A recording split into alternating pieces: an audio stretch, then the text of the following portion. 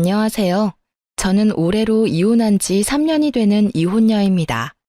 제가 사연글을 쓰게 된 이유는 얼마 전 만난 전 남편 덕에 결혼 전의 일들을 떠올렸기 때문이에요. 모든 이혼이 그런 건 아니겠지만 대다수의 이혼처럼 제 이혼 과정도 무척이나 더럽고 찌질했어요. 쿨하게 해결할 수 있었다면 얼마나 좋았을까요? 하지만 그러기에는 너무 많은 것이 엮여 있었고 구질구질하게 널려 있었던 게 문제였죠. 저와 남편은 대학교 캠퍼스 커플이었어요. 보통 CC라고 부르는 연인 사이였는데 대학 졸업 후 바로 아이가 생기는 바람에 어린 나이에 결혼하게 된 경우에 해당해요. 보통 어릴 때 결혼하면 나중에 안 맞아서 힘들다고 하는 사람도 많은데 저희는 정말 30대 후반까지 이 결혼을 잘 이끌어왔어요. 서로가 잘 맞는다기보다는 잘 맞춰주는 사람들이었고 둘 다 소란스러운 걸 싫어했기 때문에 그 결이 잘 맞았던 것도 있었죠. 어려서 만나서 같이 고생해서 결국 자가로 집 마련한 것도 서로 돕지 않았다면 가능하지 않았을지도 모르죠. 공동 명의로 된 제 집을 보며 어찌나 마음이 뿌듯했는지 몰라요. 사실 저는 성미가 급하고 뭐든 닥치는 대로 해결해야 하는 타입이에요. 그래서 조금은 느긋하고 제게 잘 맞춰주는 남편과는 좋은 사이를 유지할 수 있었어요. 성격이 완전히 다르면 오래가지 않는다고는 하지만 남편은 제 성격을 다스려줄 수 있는 그런 포용력도 있었거든요. 그런 남편에게도 장점 같은 단점이 있었는데 한 가지에 빠지며 아주 그것만 깊게 좋아한다는 거였어요. 그렇지만 그것 때문에 저희 사이가 틀어지거나 한 적은 절대 없었어요. 남편이 저를 포용하듯 저도 남편을 존중해줘야 한다고 생각했거든요. 남들이 보기에는 꽤 이상적으로 보이는 저희 가정에 문제가 생긴 건 첫째 아이가 유치원에 가던 해에 일어났어요. 그 당시 저는 둘째를 가지려고 애쓰고 있었어요. 남편은 외동아들이고 시댁에서는 그런 남편 때문인지 아들을 원하더라고요. 물론 첫째 딸도 무척 좋아해 주셨어요. 그렇지만 그것과는 별개로 아들이 하나 있었으면 좋겠다는 뜻을 은근히 내비치셨거든요. 솔직히 둘째는 저도 바라는 상황이었고 딸이든 아들이든 하나는 더 가지자고 생각하던 참이었는데 잘 되지 않았어요. 저와 남편에게 문제가 있어서라기보다는 남편이 너무 바쁜 탓이었어요. 그래도 짧은 시간을 이용해 집안일에 신경을 쓰려고도 했고요. 저는 그러려니 했답니다. 본래도 이런 식으로 바빴다가 좀 한가했다가 왔다 갔다 하는 직업이었거든요. 그런데 하루는 남편이 제게 용돈을 좀 달라고 하더라고요. 사실 저희는 경제권을 완전히 합친 게 아니었어요. 우리는 월급이 얼마인지 오픈하고 생활비로 쓸 금액과 목돈으로 모을 금액을 정확히 정한 다음 딱 반씩 서로 부담해서 돈을 모으기로 했거든요. 나머지 월급은 알아서 쓰고 그걸로 뭘 하든 상관없다였고요. 생활비는 둘이 합쳐 150만 원, 목돈 모으는 것도 둘이 합쳐 150만 원. 월급에서 150만 원을 가게에 제출하고 나머지는 알아서 쓰도록 한 거였어요. 그리고 1년마다 생활비가 더 붙을 것 같으면 좀 더 늘리고요. 이런 식으로 가계부를 키워왔거든요. 그런 상황에서 남편의 용돈 요구는 당황스러운 일이었어요. 저보다 돈을 많이 버는데 그 돈이 다 어디로 갔을까요? 그래도 가끔 그럴 수 있을 거라 생각하며 남편에게 용돈을 줬어요. 그렇게 그달은 넘어가나 싶었는데 그 다음 달에는 생활비마저도 넣어주지 않더군요. 이상하다고 생각했어요. 혹시 뭔가 또 하나에 빠져서 돈을 많이 쓰고 있나 싶었는데 이렇다 할 바뀐 점이 없어서 잘 모르겠더라고요. 그래서 남편 몰래 남편의 카드 내역을 한번 확인해 봤거든요. 그런데 보통 음식점, 편의점, 마트, 인터넷 쇼핑몰이 전부인 카드 내역에 보험금으로 빠져나가는 항목이 엄청 많더라고요. 금액대도 높아서 순간 당황했죠. 남편은 결혼 전에 보험을 2개 가지고 있었어요. 자동차 관련 보험 제외하고요. 하나는 실손이고 하나는 질병 진단비 나오는 보험이었는데 갑자기 듣도 보도 못한 보험이 비슷한 시기에 여러 개 가입이 되어 있더라고요. 보험을 들면 보험 서류가 있을 테니 혹시나 싶어 안방에 보험 관련 서류 넣어두는 파일을 꺼내서 살폈어요. 역시나 최근에 작성한 보험 서류들이 몇 개나 되더군요. 거기서 발견한 게 이 보험을 설계해준 설계사의 명함이었어요. 그리고 거기 적힌 번호가 무척 눈에 익더군요. 남편의 핸드폰으로 가끔 전화 오는 번호였는데 남편은 일로 만나는 사이라고 했었거든요. 그런데 보험 설계사와 보험 청구할 일도 없는데 그렇게 자주 연락할 일이 없잖아요. 그때 살짝 그런 생각이 들었어요. 남편이 이 여자한테 호구 잡힌 건 아닌가 하는 생각이요. 게다가 전화 받을 때마다 저 듣지 못하도록 옷방에서 받고 오고, 솔직히 여태껏 남편이 한눈을 판 적이 전혀 없었고 그런 기미도 없었기 때문에 저도 마음을 놓았던 건지도 모르죠. 증거도 없고 아무것도 없는 데다가 남편 카드 내역에도 모텔 같은 내역은 없었기에 저는 미리 그런 불미스러운 일이 일어나지 않도록 미리 남편에게 이야기하기로 했어요. 싹은 애초에 잘라버리는 게 좋으니까요. 저는 그날 남편을 기다렸어요. 탁자 위에는 남편 보험 가입 서류들과 보험 설계사의 명함을 탁 올려놓고요. 그날따라 일찍 돌아온 남편은 절 보더니 깜짝 놀라더라고요. 뭐해? 여기서? 당신 기다렸어. 나 좀 볼까? 많이 바쁜 일이야. 나 좀 씻고 밥도 좀 먹고 나서 들으면 안 될까?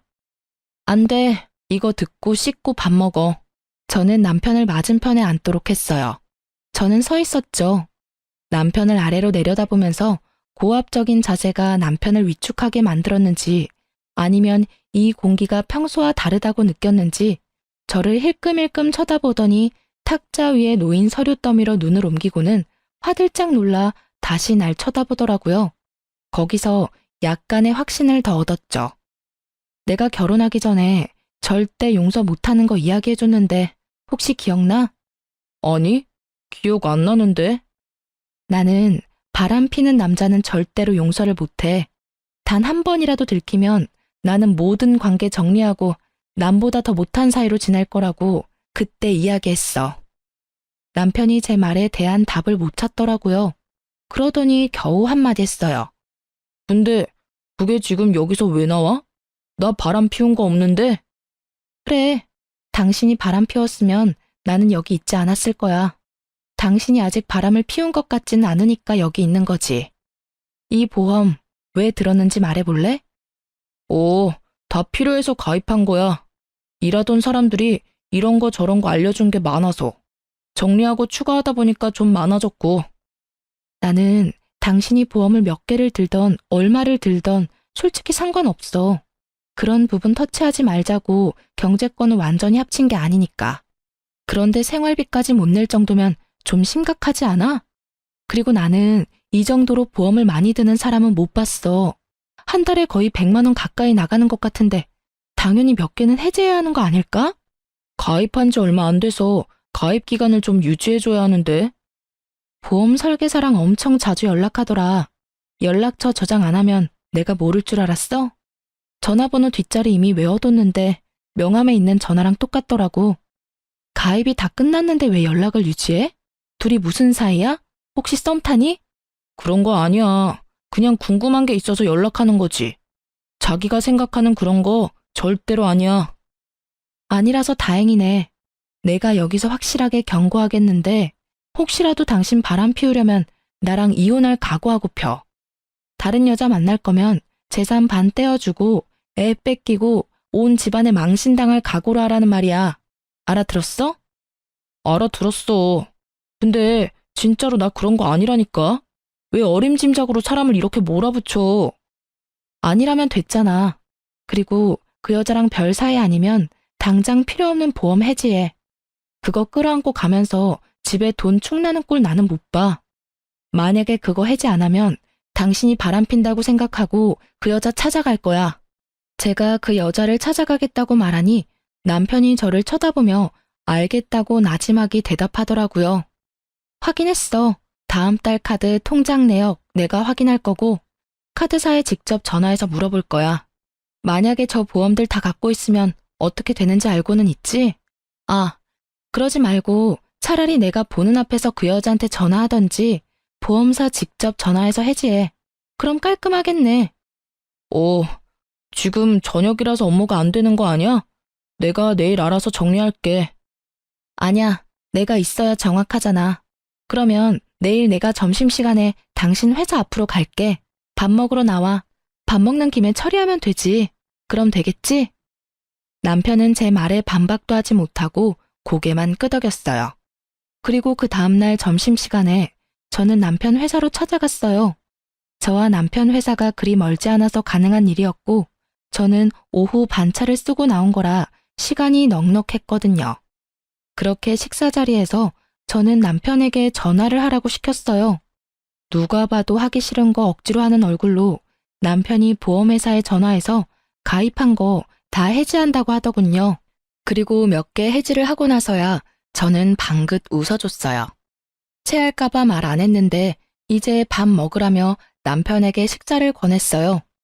그런데 식사가 끝나갈 무렵에 남편에게 전화가 오더라고요. 남편이 황급히 전화를 끄는 걸 보니 그 여자인 것 같더라고요. 저는 남편에게 손을 내밀었어요. 핸드폰 줘. 왜? 전화 안 받아도 돼. 받으면 왜 해지했냐 다시 넣어라. 그런 말만 할 거야. 내가 알아서 받을게. 아니, 그러니까 더더욱 내가 받아야지. 당신이 하기 힘드니까. 내가 해주면 더 좋잖아.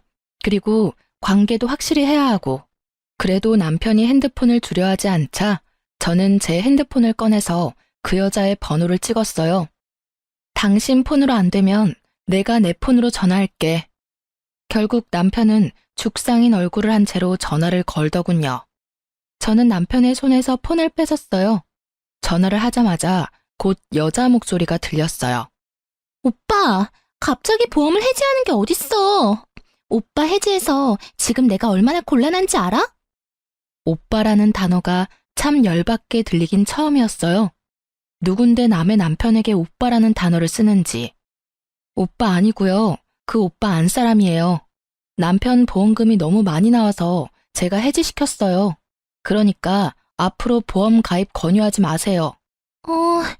누구시라고요? 와이프요. 그쪽이 오빠라고 부르는 사람 와이프. 그리고 두 분이 얼마나 친밀한 관계인지는 모르겠지만 연락은 적당히 해주세요. 제 말에 상대방 여성은 아무 말도 안 하고 가만히 있더군요. 할 말을 못하는 건지 할 말이 많은데 안 하는 건지. 알 수 없었지만 저는 제 할 말만 했어요. 그럼 알아들으신 걸로 알고 전화 끊을게요. 아, 그리고 남편 보험 계속 정기적으로 확인할 거니까 보험 가입 권유 절대 하지 마세요. 한 번 더 확인 사살한 저는 전화를 끊었어요. 남편 얼굴은 안절부절 똥 마려운 개처럼 보였어요. 둘이 짧은 시간 동안 오빠 동생 하는 사이 됐네? 그래도 남의 남편을 오빠라고 막 부르는 건 좀 아니지 않아? 처음부터 알던 사이면 몰라도 다른 여자한테 가볍게 오빠라고 부르라고 하지 마. 어디 가서 오해 사기 십상이니까. 그렇게 남편에게 확인시켜두고 저는 집에 돌아왔어요. 돌아오는 길에 확신이 들었어요. 그 여자가 제 전화에 침묵한 이유부터 시작해서 남편의 그 똥마려운 표정까지. 분명히 둘 사이에 어떤 감정적인 교류가 있기는 한 것 같았어요. 그러지 않고서야 아무런 사이도 아닌데 저의 불쾌한 전화를 그렇게 조용히 넘어가진 않았겠죠. 그런데 아예 말을 안 하는 걸 보니 자기가 말을 잘못 꺼냈다가 뭔가 뽀록 나면 안 될 것 같아서 그런 선택을 한 것 같더라고요. 제가 봤을 때는 그 여자와 썸을 타고 있었거나 아주 극 초반이었겠죠. 솔직히 화가 너무너무 났지만 그래도 이 정도 선에서 제가 알아채고 끊을 수 있어서 다행이라고 생각했어요. 그렇지만 내심 찝찝한 마음은 가라앉지를 않더라고요. 점점 더 남편을 의심하게 되고 일거수일투족을 감시하게 됐어요. 그렇게 정기적으로 남편의 카드 내역을 검사했고 남편은 그럴 때마다 죄인이 된 것처럼 제게 카드 내역을 보여주고 검사받았어요. 그렇게 몇 달이 지나고 그 보험 사건이 잠잠해질 때쯤 저는 습관처럼 남편의 카드 내역을 확인하고 있었어요. 앱에 매번 들어가 확인하기 귀찮아서 메시지를 확인하는데 별거 없더라고요. 그런데 증거는 다른 곳에서 튀어나왔어요. 바로 남편의 지갑에서요. 남편은 영수증을 지갑 안에 잘 정리하는 습관이 있는데 그날 제가 현금을 빼지 않아서 현금을 써야 할 일이 생겼거든요. 그래서 남편에게 이야기하고 남편 지갑에서 돈을 꺼내는데 잘못해서 영수증이 우르르 떨어져 버렸거든요. 결국 영수증을 정리하는데 하나 몇십만 원이 넘는 걸 산 내역이 있었어요. 그런데 메시지를 확인했을 때는 그 내역이 없었거든요. 분명히 남편이 메시지를 지운 거였다는 확신이 들었어요. 저는 그 영수증만 몰래 챙겨서 주머니에 넣었어요. 남편에게는 아무 말 없이 지갑도 돌려놨죠. 남편도 제가 지갑은 검사 안 하니까 거기다가 아무 생각 없이 끼워 넣은 것 같더라고요. 결국 저는 그 영수증으로 남편이 무엇을 샀는지 추적하기 시작했어요. 우선 가게가 어디인지 알아보기 위해 영수증에 적힌 곳을 인터넷으로 찾아봤어요. 주얼리 샵이더군요.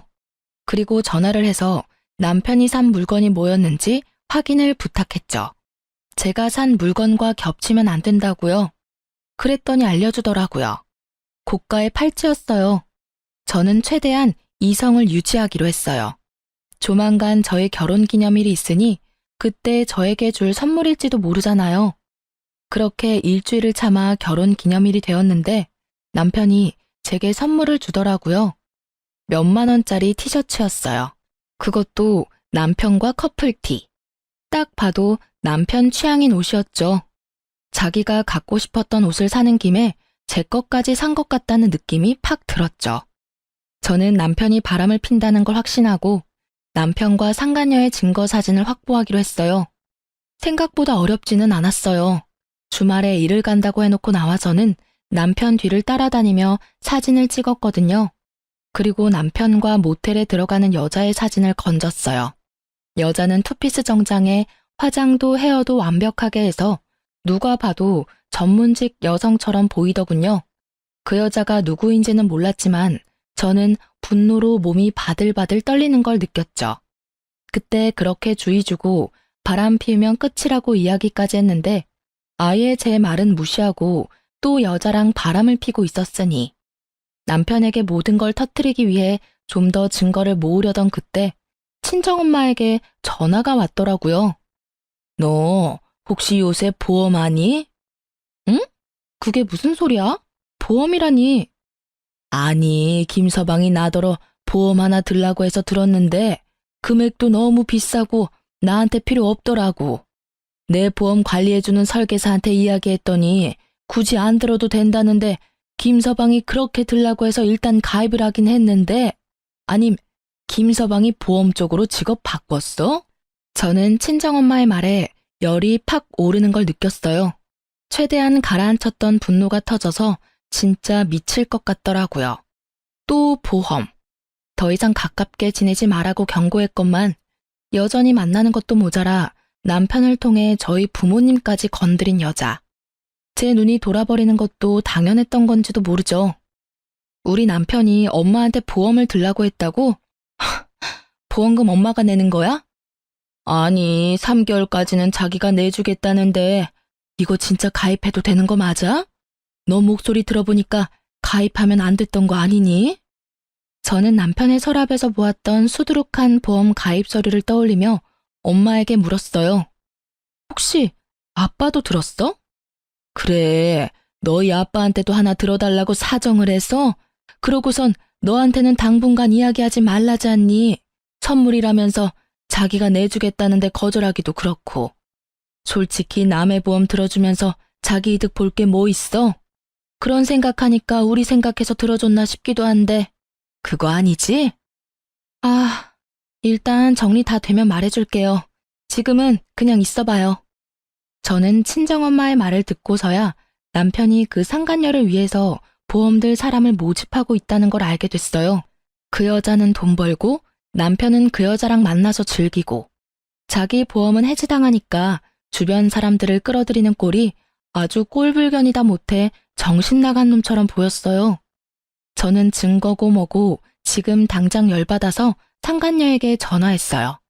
다행히도 그 상간녀의 명함을 가지고 있었거든요.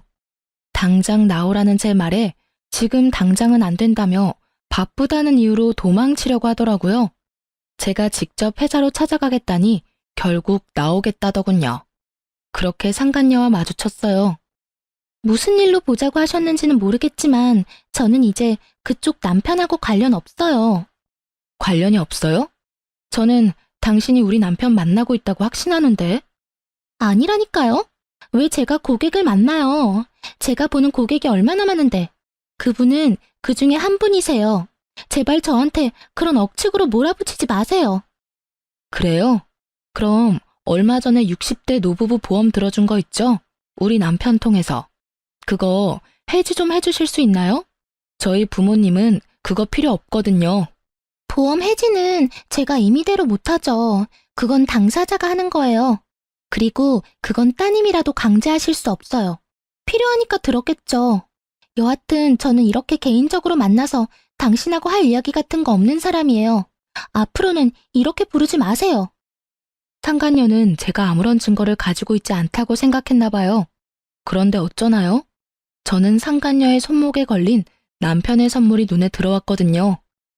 팔찌가 참 예쁘네요. 얼마 전에 제 남편이 산 거랑 똑같은 모델이에요. 신기하네요. 그걸 샀다는 영수증은 있는데 저한테 주지는 않더라고요. 아무래도 다른 데 간 모양인데 어디로 갔는지 확실하게 알겠네요. 제가 그 말을 하자 상간녀가 일어나다가 멈칫하더라고요. 그런 불순한 사이가 아니라는 말 잘 들었네요. 그런데 아시죠? 거짓말하시면 앞으로 있을 소송에 크게 불이익을 받으실 수 있어요. 제 말에 상간녀 얼굴이 흔들리는가 싶더니 더 당당한 표정으로 말하더라고요. 그런 거 아니라니까 참 이상하시네. 그리고 이 팔찌도 흔한 거예요. 제 남편이 사준 거고요. 그 팔찌는 남편분한테 여쭤보는 게 더 빠르지 않을까요? 그렇게 말하고는 빠르게 카페를 빠져나가더라고요. 제가 손에 뭘 쥐고 있는지도 모르고. 아주 이 순간만 모면해 보려고 무리수를 쓰는 모습을 보니 괘씸하더라고요. 당장 죄송하다고 절대 그런 짓 이제 안 하겠다고 해도 내가 용서해 줄까 말까인데. 저는 증거를 들고 집에 갔어요. 이미 남편이 먼저 집에 도착해 있더군요. 그리고 얼굴이 굳어 있었어요. 분명히 상간녀가 남편에게 언지를 줬던 모양이에요. 그 얼굴 보니까 그 여자가 당신한테 전화했나 봐. 참 빠르다. 그렇지? 제 말에 남편은 바로 무릎을 꿇더라고요. 미안하다라는 말을 할 줄 알았어요. 그리고 그 생각이 맞았죠. 그런데 그 뒷말은 제 생각과는 무척이나 달랐어요. 미안해, 여보. 하지만 내가 그 여자를 너무 사랑해. 당신이 나랑 이혼해주면 안 될까? 내가 다 정리하고 다 자기 원하는 대로 해줄게. 그러니까 그 여자랑 나랑 이루어지게만 해줘. 이게 무슨 개소리인지. 저는 무심코 뒤통수를 한 대 맞은 기분이었어요. 아니, 자다가 남의 다리 긁는 기분이었죠. 미안하다는 말 뒤에는 응당 절대 그러지 않겠다가 나와야 하는 거 아닌가요? 그런데 그 여자를 사랑하니 헤어지게 해달라니. 야, 이 새끼야. 네가 지금 그걸 말이라고? 너 양심은 어디다 팔아먹었어? 우와, 살다 살다 내가 별꼴을 다 보네. 뭐? 그 여자 사랑하니까 헤어져 달라고? 네가 지금 나한테 그런 말 할 수 있는 자격이 있다고 생각해, 미친놈아? 그래서 미안하다고 했잖아. 제발. 나 그 여자 없으면 안 돼. 그 여자 만나고 온 거 다 알아. 그 팔찌도 당신한테 사주고 헤어질게. 뭐든 당신이 해달라고 하는 대로 다 해줄 테니까 이혼해줘, 제발. 남편의 그 단점이 하나에 빠지면 아주 끝을 보는 그 성격이 여기서 빛을 발할 줄이야. 저는 정말 몰랐어요. 살면서 남편의 여자가 저 하나뿐일 거라고 생각한 건 아니에요. 하지만 법적으로 결혼을 했으면 당연히 서로에게 충실해야 하는 법이잖아요. 감정을 억눌러서라도 상대방을 위해야 한다고 생각했는데 남편은 그게 아니었던 거예요. 저를 설득해서라도 그 여자한테 가고 싶은 거였죠. 저는 하고 싶은 말이 많았지만 참았어요. 그 여자가 유부녀고 애가 있다는 사실도 말하지 않았어요. 이혼하고 싶다고? 제발? 진짜 이제는 정말 지친다. 네가 나한테 사과와 용서를 빌 걸 예상했지. 이런 걸 예상한 건 아닌데. 그래, 이혼해주면 넌 어떻게 할 건데? 그 여자랑 결혼할 거야? 난 그럴 마음이 들었기 때문에 당신한테 이혼해달라고 한 거야. 그러니까 당신이 나를 양보해주면 안 될까? 그리고 당신도 다른 남자 만나봐야지. 우리 대학 때 사귀어서 여태껏 다른 사람 만나본 적 없잖아. 지금 내 마음을 뛰게 만드는 사람이 나타났는데. 그만해. 그만하라고. 네 연애사 듣고 싶은 마음 아니거든? 너 나랑 결혼할 때도 그런 말 하지 않았어?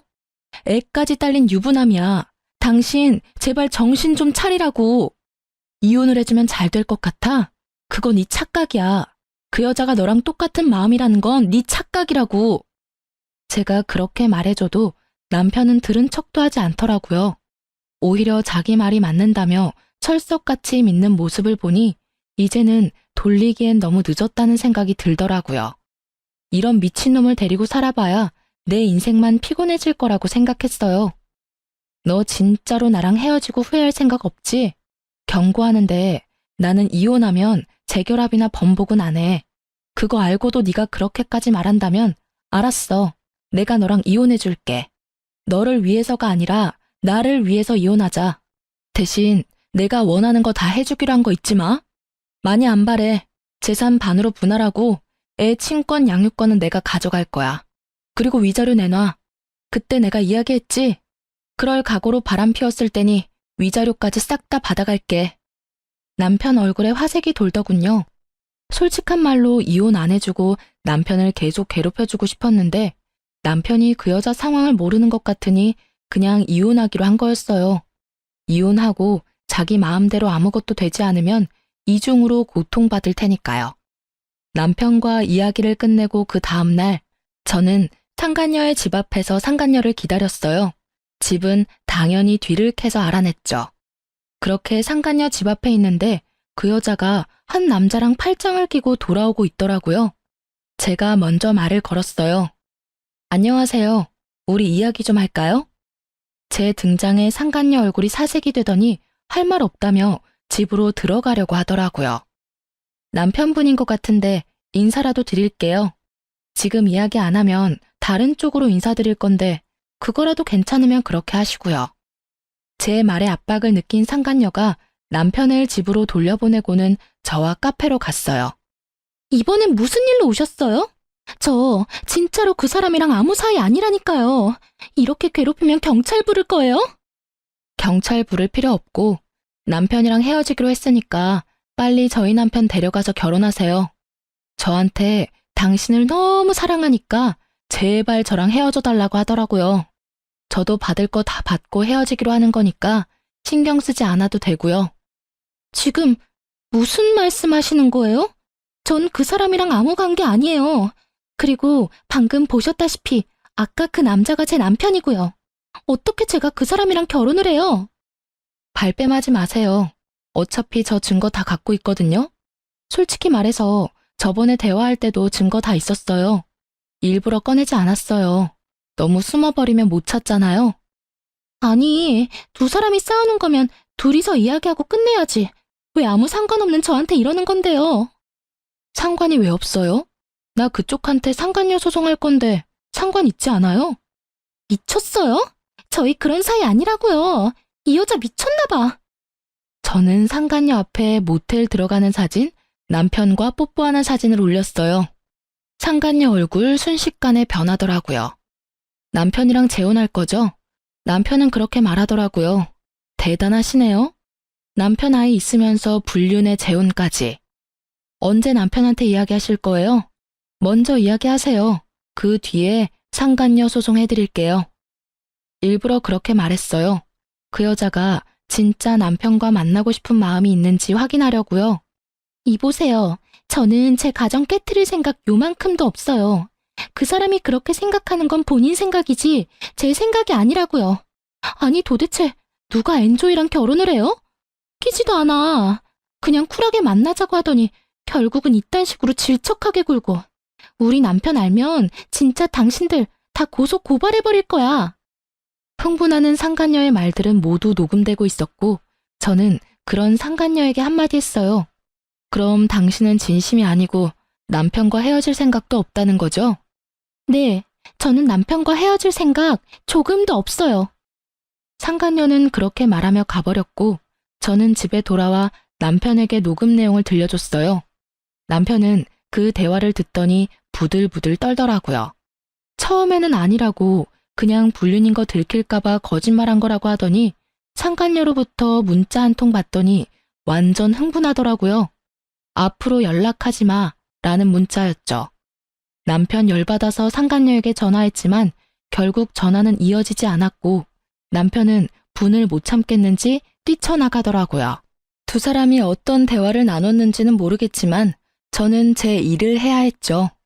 저는 남편을 향한 이혼 서류를 작성하고 변호사를 만나고 왔어요. 집에 돌아오니 남편이 저를 기다리고 있더군요. 자, 이거 받아. 오늘 내로 작성해줘. 저는 이혼 서류를 건넸어요. 남편이 그 자리에서 무릎을 꿇더라고요. 여보, 미안해. 나 버리지 마. 그 여자가 남편이랑 애가 있는 사람이라는 것도 처음 알았어. 나는 우리만 헤어지면 그 여자랑 결혼할 수 있을 줄 알았어. 나는 진짜로 그 여자가 그렇게 생각하는 줄 몰랐어. 우리 이렇게 가벼운 사이 아니잖아. 내가 잠깐 정신 나갔었나 봐. 그런 말 한 거 다 내 진심은 아니야.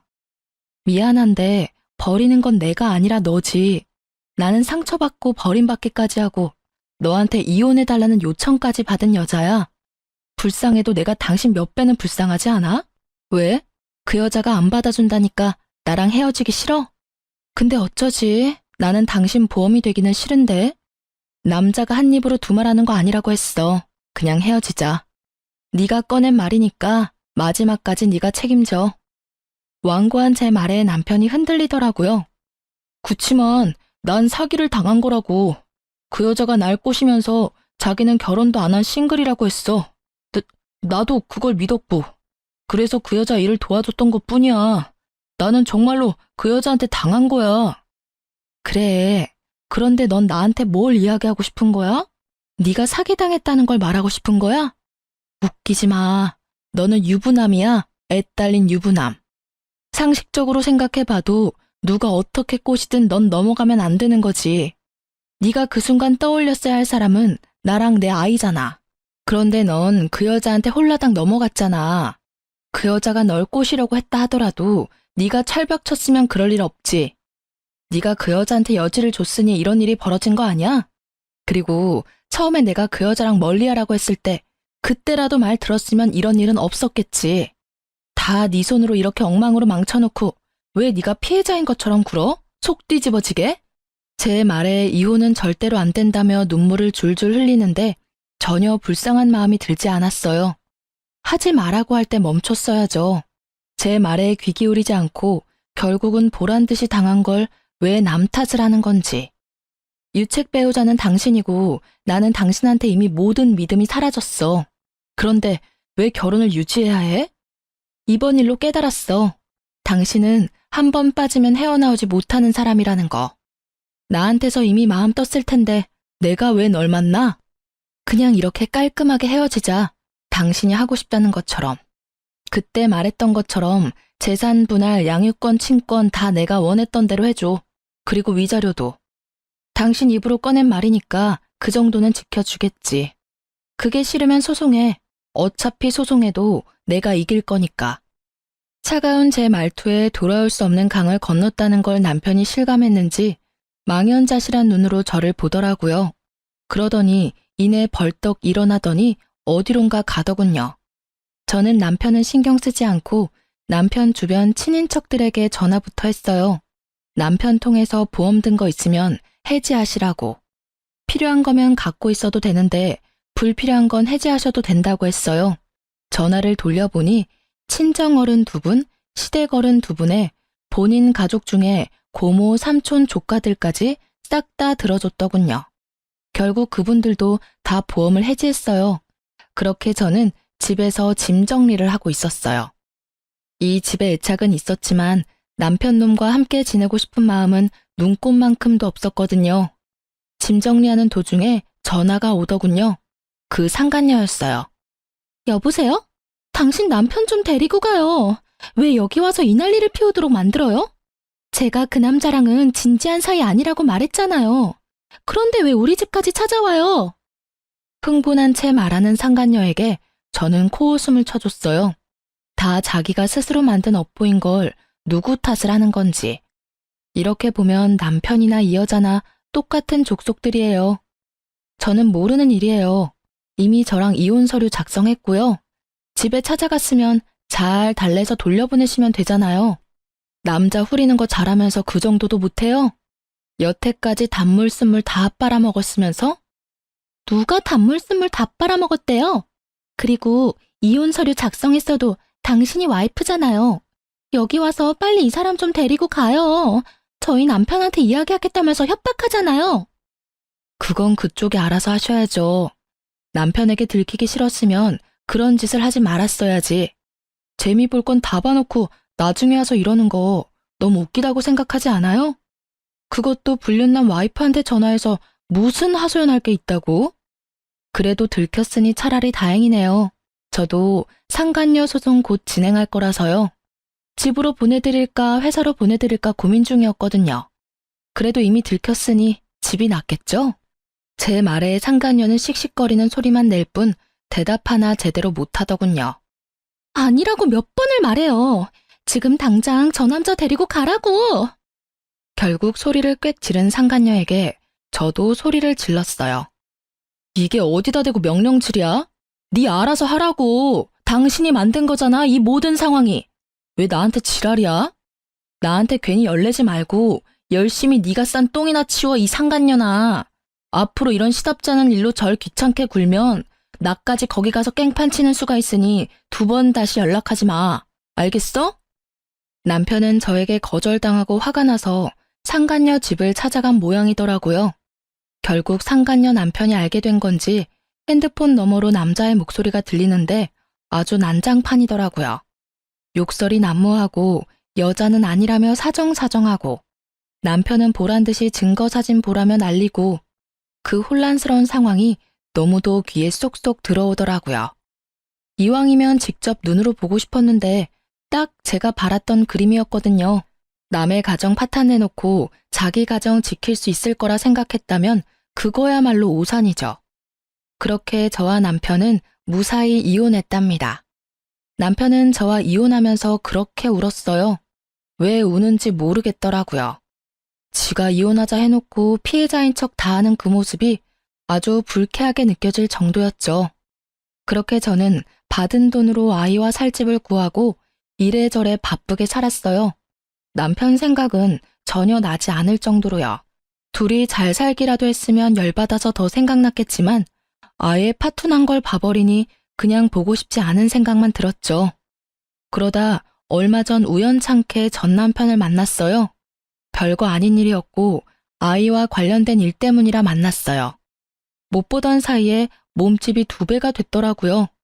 살이 엄청 쪄 있길래 이유를 물으니 스트레스로 인한 폭식 때문에 살이 좀 쪘다고 하더라고요. 그래서 요즘은 어떻게 지내? 새로운 사람은 만나고 다녀?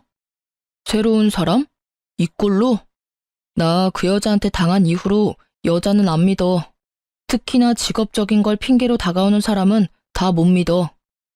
그 여자랑 결혼했을 줄 알았는데 결국은 당신도 혼자 됐네. 그 여자는 이혼당했다는 이야기 들었어. 뭐 서로 이혼한 처지끼리 만날 수도 있잖아. 잘해봐. 죽고 못 사는 사이였는데. 그 여자가 나한테 한 짓을 생각하면 진짜 신고해도 모자랄 정도지만 나도 내가 나쁜 짓을 했다는 걸 알고 있으니까 참는 거야. 그 여자 얼마 전에 나한테 찾아와서 뭐라고 했는지 알아? 내가 자기 인생 엉망으로 만들었으니까 책임지라면서 왔더라.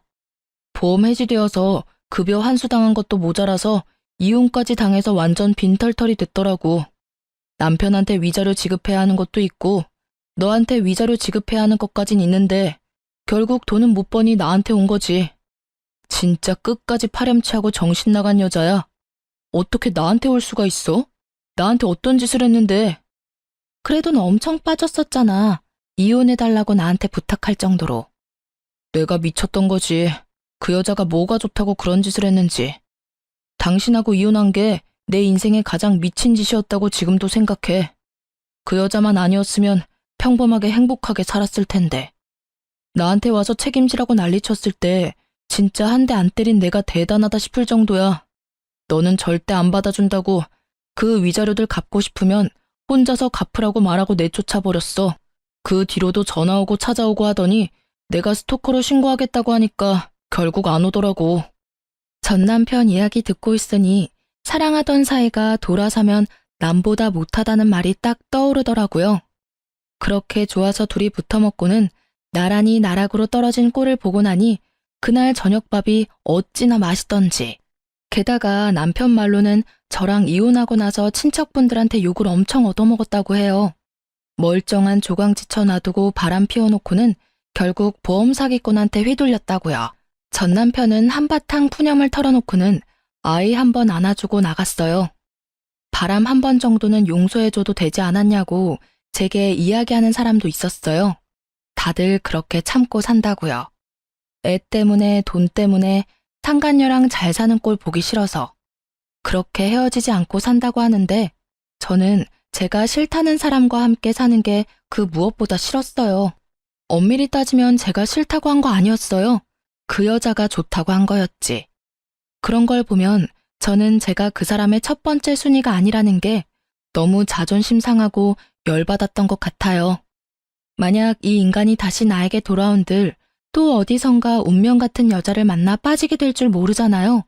한 번 일어났던 일이 두 번 일어나지 말라는 법은 없으니까요.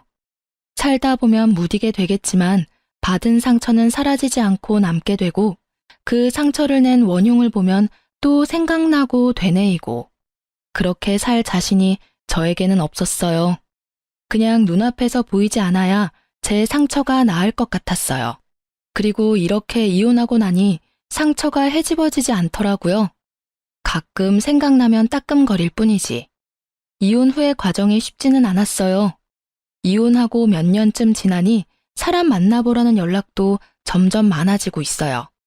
사람을 만나고 싶지만 다시 이런 일을 겪을까봐 무서워요. 그래서 좀처럼 용기를 내지 못하고 있는 것이기도 하죠. 그래도 제 곁에서 저를 지켜주는 사람들이 있어서 저는 오늘도 충실하게 하루를 살아가고 있어요. 전 남편과의 만남으로 떠올린 제 이혼 이야기 어떻게 재미있게 들으셨나 모르겠네요. 많은 분들이 즐거운 하루를 보낼 수 있기를 바래요. 감사합니다.